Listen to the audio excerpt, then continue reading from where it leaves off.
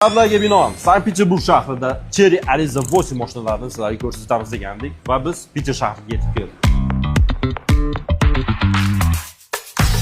Aka, Без первоначальной взноса сеңердагы бар, с первоначальный взносындагы автоунаlar на выбор бар. Первоначальный beradigan bo'lsalar, sizlarga qanaqa преимущество bor?